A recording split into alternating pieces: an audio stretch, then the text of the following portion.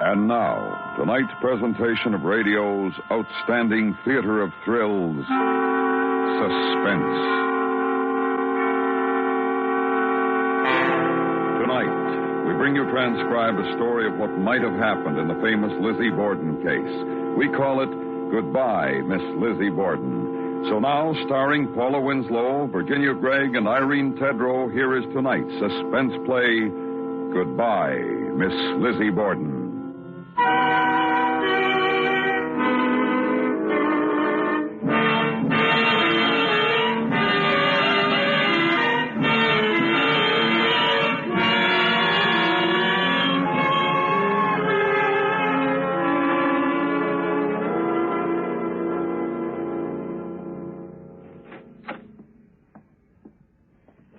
What did I do with my purse? Oh, there it is. Oh, dear, I know I've forgotten something. Something. Is that everything, ma'am? Huh? Oh, yes, just the 2 suitcases. What are you doing with the trunk, expressman? There isn't any trunk, only the 2 bags. I'm only going for a short visit. It's my trunk, Miss Emma. I'm leaving. Oh, Maggie. It's all right, expressman. You can take the trunk out. Yes, ma'am. Maggie, you can't. I can't help it. I'm sorry, I really am, but I can't stand it another minute. Oh, dear. They all leave. They always do. What are we going... I'm sorry, Miss Emma. I've only stayed this long for your sake. I couldn't bear to leave you alone with her. Thank you, Maggie. Now you'll be gone off on your little vacation, and she'll have somebody else in the kitchen maybe before you come back. Oh, dear, Maggie. What shall we do? What are we going to do? I can't stand it, Miss Emma. I never feel alone in this house. I'm cleaning about, thinking no evil, and then I get a shiver between my shoulder blades, and I turn around, and there she is, perfectly still, just looking at me, with that look she's had since the trial. More than a body can stand, and I'm leaving. I know, Maggie. She's always spying. She knows every move I make. I know. Never a party, no callers, not a friend to drop in of an evening. It's like a house of death. It is a house of death. I can't stand it any more than you can. That's why I'm going down to Fairhaven. I can't stand being cooped up with her any longer. Then you know what I mean, Miss Emma. Have you told her? No. If you want to know the truth, I was afraid to say anything. Thought I might get my trunk away with your things before she knew. Where is she? Upstairs. Well, you'd better hurry then. Goodbye, Maggie. Goodbye, miss. I'm sorry. And don't miss your train. Oh, I won't. I have a half hour yet. And it isn't as if there wasn't another one soon after, you know. Well, I know you, Miss Emma. Don't miss them both. Goodbye. Goodbye, Maggie.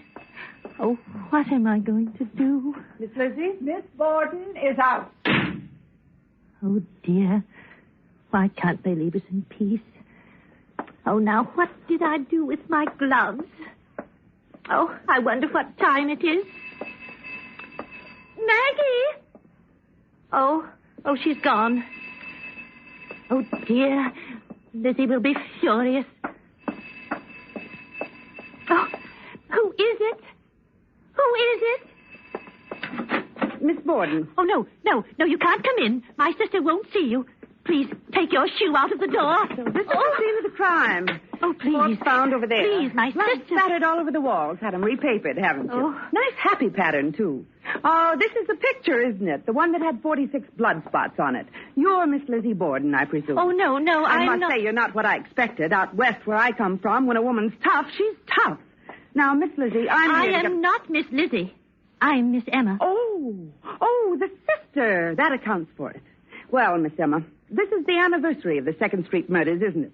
It's just a year since Mr. and Mrs. Borden were murdered by... Since my father and stepmother died. We don't talk about it. I missed your sister's trial. Some old girl, I heard. She was acquitted. We don't talk about it. Of course not. But the public is interested, you know. Now, I'm from Cripple Creek, Colorado, Miss Emma. Greatest town on earth. Pick up gold right on the streets. I represent the Cripple Creek Record, and I'm here to get some impressions for my paper. 2nd Street Revisited and all that. Oh, you're one of those nasty female reporters. Oh, Lizzie hates reporters. I know she won't listen to you for a minute. Oh, well. Hey, Isn't that a picture of Pike's Peak on the wall? Oh, yes. It's quite artistic, isn't it? Uncle Morse brought it back to me from the goldfields. It's all he brought back. He painted it himself. Now, isn't that a coincidence? I'm from the Pike's Peak goldfields myself. Oh. Morse. Is your Uncle Morse an old codger, 60-ish maybe? A droopy mustache. That's it, a droopy mustache and a sort of... Tall and thin. Oh, my goodness. Do you know Uncle Morse? I should say I do. I knew him well in Cripple Creek. How is the old coyote? Put her there, Miss Emma. Any niece of old man Morse is a friend of mine. Oh, how do you do? Won't you sit down, Miss... Nellie Cutts. You just call me Nellie. Now, as I was saying... I represent the Cripple Creek Record, and I'm on kind of a roving commission to report how things are on this side of the range. And listen, this Borden story's got everything. New England old maid, Sunday school teacher, and all that. Just as a story, you know. Color? She ups and kills half the family with an axe. Interview with Miss Lizzie Borden a year after. Great stuff. They eat it up in Cripple Creek. She won't see you. Lizzie won't see you. I know that. Well, how about a word from you, the sister? How does it feel, Miss Emma, to live day in and day out within sight of the very bloodstains, as you might say? How does it feel to take meals with a woman who was tried for the crime? Oh, I've stood it as long as I can. That's why I'm going to Fairhaven. I can be alone in Fairhaven. Must have been pretty tough on the nerves this last year. I guess Miss Lizzie'd be difficult to live with, huh? Shh. She hears. She's always listening and spying. She never leaves me alone. Oh, dear, I mustn't miss the 3:37. What time is it? You won't miss it. It's only 1:15. Oh, my watch says 10. No, I set mine at the station. Just before... Borden took an axe and gave her mother 40 whacks. Oh. And when she saw what she had done, she gave her father 41. Lizzie Borden Go away, you naughty child. Go away. What was that? She gave her father 41. Oh, how did it begin? She gave her father 41. You hear me? This is a classic. Lizzie Borden took an axe and gave her... Please don't. She hears every word you say down here. Her room is right up there. Right up there. But she wasn't up there when her father was being murdered, was she? She was in the barn eating pears, she says. Now, Miss Emma, just sit down a minute, please. Is it true that on the morning of the murder, the breakfast consisted of bananas, cookies, and cold mutton soup? I don't know. I wasn't here. I was at Fairhaven. Cold mutton soup in August. No wonder somebody committed murder. Well, now, Miss Emma, your stepmother was found upstairs with her head battered in with an axe. That's right. And your father's body was on the sofa here, like this. Oh, don't! Miss Lizzie spread the alarm. The front door was triple locked, and Miss Lizzie was watching the side door, so she says. She was watching from the upper barn window, just standing there, eating a pear and looking out, she says. How could anyone outside have done it? How could they escape right under her eyes if Miss Lizzie wasn't lying? My sister was acquitted. It beats me how they acquitted her. Blood. Blood. Whoever did it was covered with blood. Well, what about it? Everybody saw Lizzie within 10 minutes of the crime, and she hadn't a spot of blood on her. The biggest professors at Harvard tried to find blood on her clothes. There wasn't any. That's why they had to acquit her. Tell me, Miss Emma, did you look carefully at Miss Lizzie to see if there was any blood on her hair, perhaps, or her shoes? Certainly not my own sister. Besides, I didn't see Lizzie till I got back from Fairhaven that night. Maybe she used an apron. One of those big coveralls. They never found one. Easy enough to hide a thing like that in your own house. They never found the axe either, did they?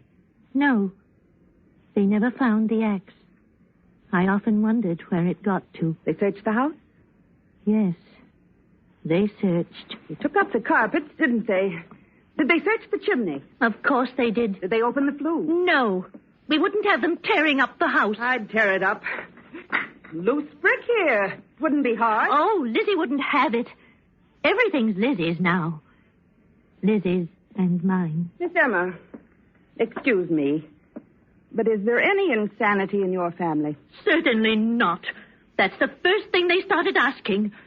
Oh, they asked ever so many questions about Uncle Morse. Good old Uncle Morse. He arrived for a visit, didn't he? Just the day before the murders. Yes, and they were awful about Uncle Morse. They kept asking people if he was quite right in the head. Just because he doesn't work steady any place, but sort of drifts around. Oh, it made me terribly angry. Uncle Morse is as sane as I am. Where was he the morning of the murders? Visiting around. He had a perfect alibi. It was just humiliating the way they snooped around about everybody. Where was Uncle Morse? Where was I? Miss Emma, tell me about the kitten. Oh, they say the kitten was found down in the cellar. Dead. It had been killed with an axe. Oh. The kitten. The kitten was the hardest. I cried for a week. It brought on my neuralgia. I like kittens. Lizzie never cried at all. It was Lizzie's kitten. She's a hard woman. Yes. Well, now, Miss Emma, let's get back to the fatal day. Mrs. Borden is lying in her blood upstairs. The servant is downstairs. She hears Mr. Borden at the front door trying to get in. She goes to let him in. She finds the door is triple locked. She lets him in, and upstairs on the landing, she hears a horrible, gloating laugh. The murderer is standing up there, Miss Emma. And as she sees her second victim walk into her trap, she laughs. It wasn't Lizzie. Lizzie was downstairs. She changed her story. First she said she was downstairs, then upstairs. She was lying then. Well, in comes Mr. Borden and lies down for a nap, right here on the sofa. The murderer covers herself with something and creeps up on the old man with an axe from behind, like this. And brings down the axe again and again. No. Was it Miss Lizzie? Oh, Was it? No, it wasn't Lizzie. It wasn't. Emma. Oh. You talk too much, Emma.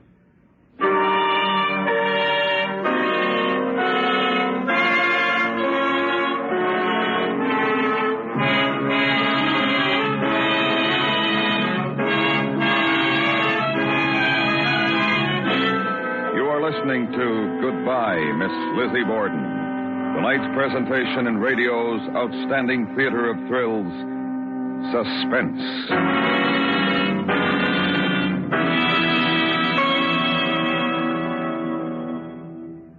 CBS Radio reminds you to do as Sparky the firefighting dog says. Don't give fire a place to start. Be sure all cigarettes are out before discarding them. Clear your house of old newspapers, damaged furniture, and inflammable debris. Repair electrical wiring as soon as it shows signs of wear. These simple rules will help keep your valuables safe. They could even save your life. Don't gamble with fire. The odds are against you. And now, we bring back to our Hollywood soundstage Virginia Gregg, Irene Tedrow, and Paula Winslow, starring in tonight's production, Goodbye, Miss Lizzie Borden, a tale well calculated to keep you in suspense.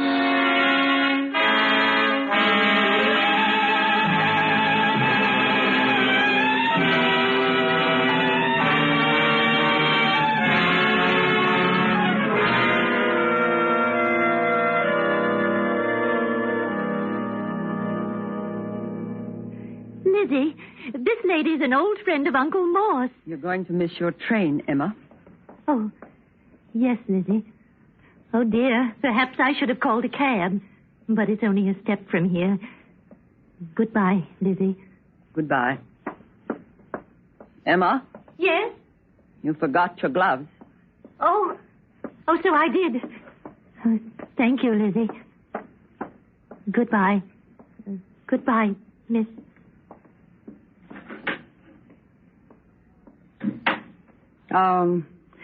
I represent the Cripple Creek Record, Miss Lizzie. A friend of Uncle Morse? What color hair has the old man got? Gray. Bald as an egg. Good day, miss. But, Miss Borden, my paper wants an interview. I don't give interviews. Just one question, Miss Lizzie. The blood-stained apron, where did it get to? I have nothing to say. And the bloody axe. Why wasn't the chimney back searched? Good day, miss. If you just say a word for my paper.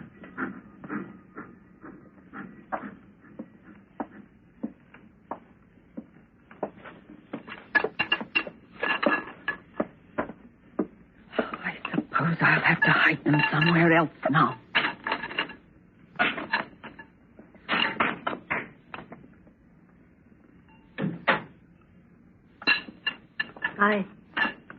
I missed the train. You can catch the next one. Lizzie, your apron. And the axe. That's where they were all the time. Lock the door, Emma.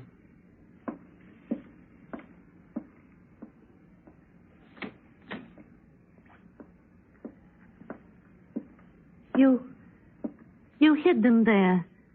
After. Yes. I was afraid Maggie would come down any minute. I hid them in the flue. I always wondered where they got to. I wondered how they could search and search and never find them. Father kept money behind that brick. He never knew I knew. And once he was dead, nobody knew about it but me. Why did you do it? There's a way, isn't there, to tell who's been handling a weapon? I don't know. You've always been the clever one. I don't see any marks. I don't either, but they say the police can. A Frenchman wrote a book about it.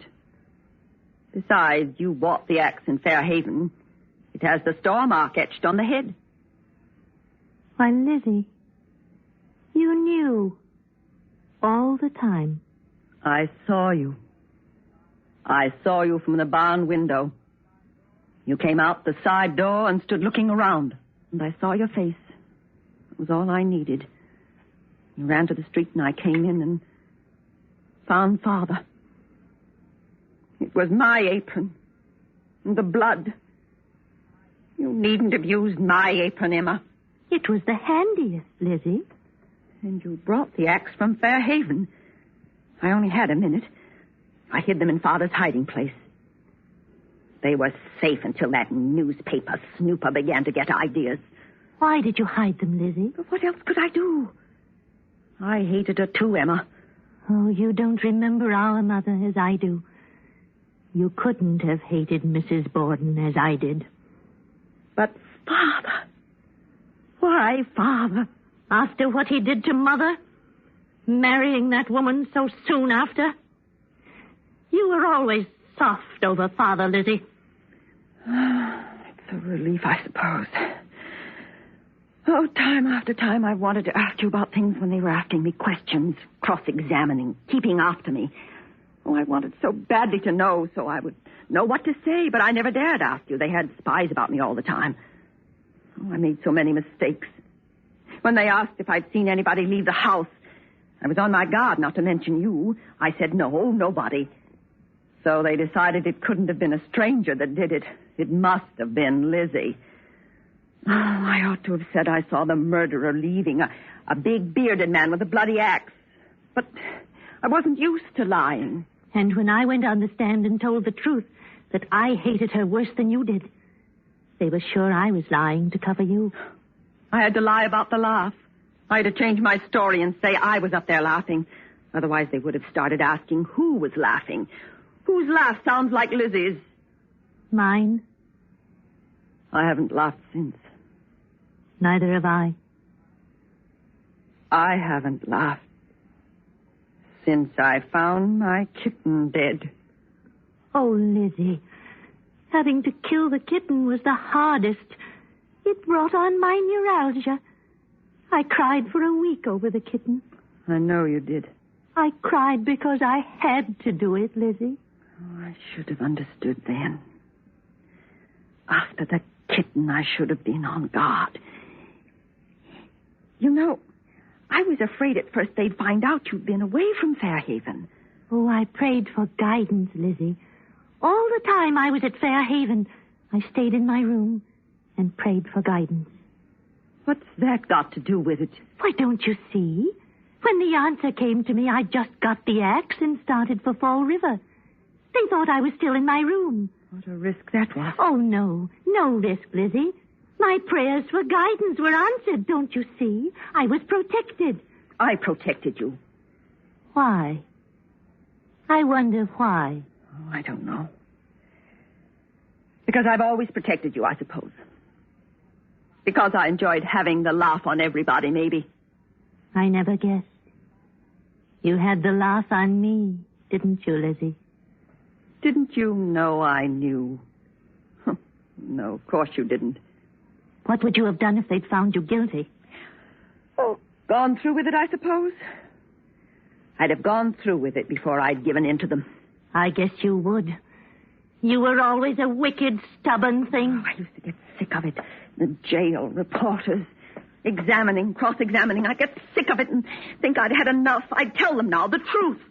And then that prosecutor would come along with his pious face like a public statue.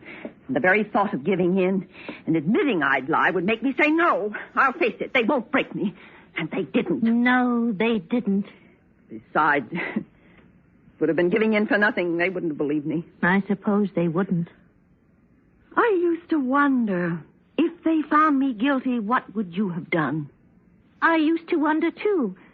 But I had my guidance. I didn't let it worry me. No, it didn't worry you. Me sitting there in court day after day, the crowd hating me. I know, Lizzie. Oh, how do you know? How do you know what I went through? The crowd staring, thinking I did it. The women who hiss at you at the courtroom door, they hate you. They want to see you dead. What do you know about it? What do you know about it, Lizzie? You had the easy part. You didn't have to do it. I thought it would be like chopping wood. It isn't. Wood splits. The other strikes back. It stops you. Wood doesn't bleed, Lizzie. It doesn't fly. Jump at you. The air filled with it. I saw the wall. You don't know. You don't know anything. You didn't have to do it. I didn't want to. Listen, there she is. Mrs. Borden, going up the stairs. I'll have to hurry. Mrs. Borden's gone, Emma. She's been gone for a year. No, she's upstairs. Don't stop me. Put down the axe, Emma, and come with me. Where? Just across the street to see Dr. Bowen. Oh, so you can put me away. So you can shut me up. I'll not be shut up, Lizzie. I wasn't meant to be shut up. Just come and see Dr. Bowen. No, he'll put me away. I'll not have it, Lizzie. I'll die first. Oh, but I don't have to die, do I? Nobody knows but you. I'm not the one to die. Emma, what are you doing? I'm putting on my apron. I just explained to you, Lizzie. Blood spatters. You don't want me to spoil my best Bengaline, do you? Emma, listen to me. You have to go to Fairhaven. You'll miss the train. Emma. It won't take long. It's over in a minute, Lizzie. Emma, think what you're doing. You can't escape twice. Oh, yes, I can. I do what I have to do, and the rest takes care of itself. Well, I don't want to. You must understand that. Emma, you don't have to. Oh, yes. I knew as soon as I saw the axe. What else did you keep it for? I knew there was to be another. But I kept it to protect you, Emma. Oh, Lizzie, don't talk. It only makes this harder. Now, Lizzie. No. Here, give it to me. Oh, that's better. Miss Lizzie, can't you change your mind and give me a statement now Miss Emma's gone? Oh, there you are, Miss Emma. You missed the train after all. You don't have to talk through the window, miss. Take that thing off, Emma, and open the front door. Oh, good for you, Miss Lizzie. Give me the apron, quick. I'll cover the axe with the newspaper. You be quiet.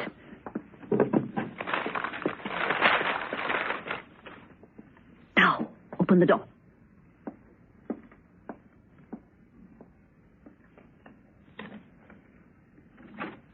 Oh, this is real nice of you, Miss Lizzie. Hot day. I hope we have rain. What's the weather forecast? What's the paper say? Fair and warmer. Oh, fair and warmer. Now then, young woman, what do you want to know? Quickly, please. Tell me, Miss Lizzie, the murder weapon. Was it ever found? What's your opinion? Where did it get to? I think the murderer carried it away with him. That's all you think? That's all, thank you very much. But I'm not through. I have nothing more to say. Miss Emma's leaving now. You can walk with her to the station. Well, hey, isn't this the Providence Journal? I hear they put out a scorching editorial wanting to know why these murders are still unsolved. Please don't. Emma, Don't miss your train. Come along.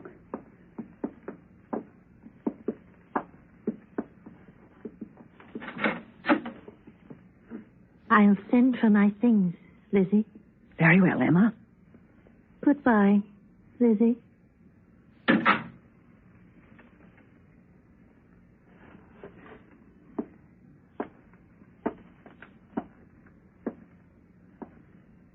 Isn't she coming back? What did you say? Isn't she coming back? No. She isn't coming back. So that's the axe. Whole thing torn wide open now, Will you give me a statement? Certainly not. Miss Emma thinks now you killed them, doesn't she? Did you, Miss Lizzie? No, I didn't kill them. Come on, you've been acquitted. You can't be tried again. I didn't do it. Then who did it? It was somebody in the house. There's the murder weapon. If you didn't do it, who did? Maggie? Miss Emma? Miss Emma, that's it, Miss Emma Borden. Why didn't I see it before? Stop talking rubbish, young woman. I'll make a statement for you. I did it. You killed them? You killed them both with the axe? Yes. Why? Why did you? I don't like cold mutton soup. What a scoop. It isn't a scoop. Why not? It isn't a scoop if you can't print it, and I'll sue you if you print it. I've been acquitted in open court, my girl. I'm innocent, and don't you forget it. You print a word and I'll sue.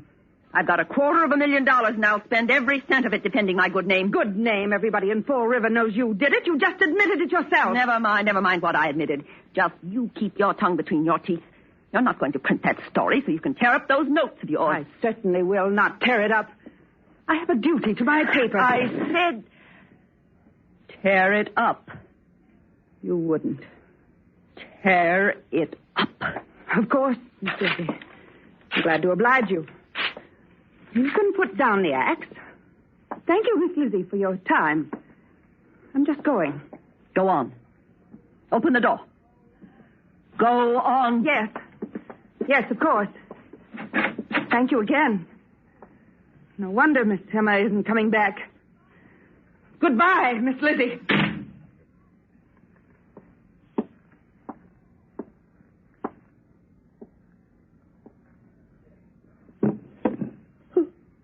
Lizzie Borden took an axe and gave her mother 40 whacks. And when she saw what she had done, she gave her father 41.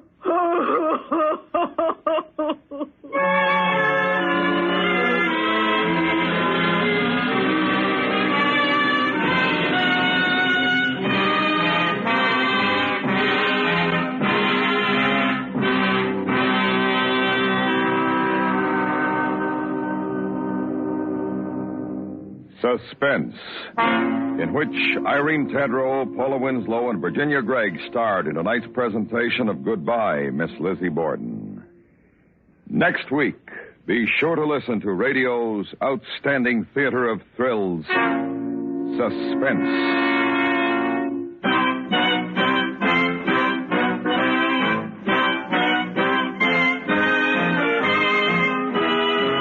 Suspense is produced and transcribed by Anthony Ellis. Tonight's script was written by Lillian de la Torre. The music was composed by Rennie Garrigan and conducted by Wilbur Hatch. Featured in the cast were Helen Klebe, Leonard Weinrib, and Richard Beals. It's here every weekday evening, the new Jack Carson Show. Tony Romano sings. The King Sisters, 4 in number, are, as you might expect, a quartet of highly vocal, tuneful gals.